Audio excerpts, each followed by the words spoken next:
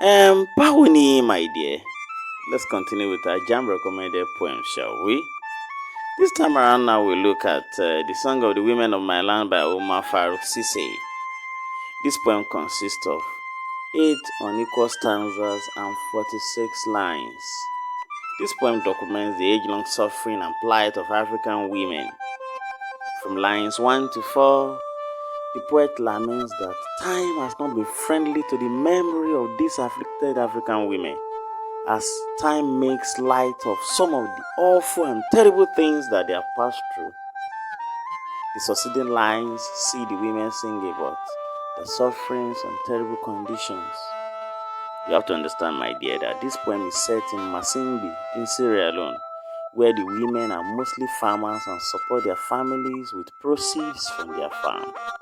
These women sing of their pains and anguish as they till the soil in terrible weather conditions. The only thing that keeps them going is their songs. My dear, you have to understand that songs have been pain relievers right from time immemorial. These women collectively sing to ward off their pains and sorrows. They also tell their different stories in their songs. They sing about their past, they sing about their present conditions, and they sing about the future that does not look promising. In spite of the fact that these women tried as much as possible to survive their ordeals and sufferings, they are left battered and beaten by those pains. It got to a point that they couldn't sing as before.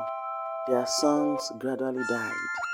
The poet says that the tunes of the song of these women can be heard in plantations that have been abandoned and deserted. The poet still remembers some of the lyrics of the songs, just like other poets like him. The only problem is that he could only come up with distorted and twisted rhythms of the song of these women. The tunes, in subsequent lines, the tunes of this song roam the plantations like wandering spirits. This movement is compared to the way the souls of these dead women look around for the right words to capture their various ordeals. My dear, in the last set of lines, the poet explains how he tried to document the stories of these battered and beaten women.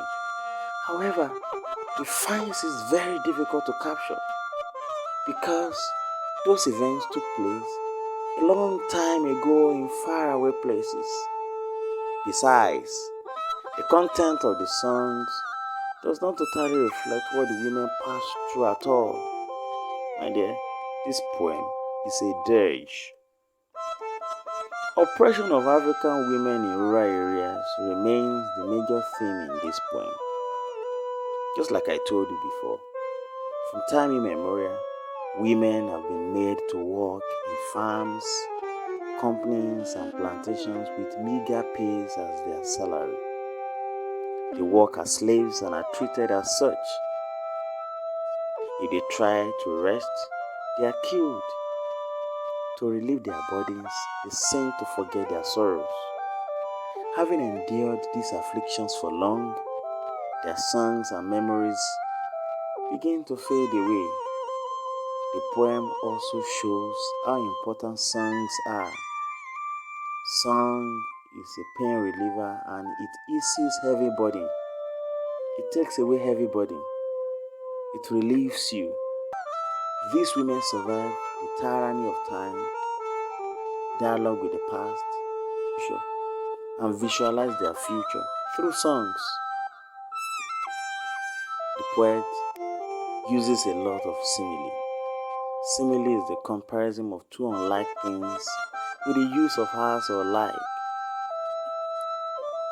In lines 1 and 2, he compares how the songs of these women fade into oblivion to a sculptor chipping away tiny bits of wood. In lines 22 and 23, the poet also compares the death of these women's song to that of a woman who died a long time before.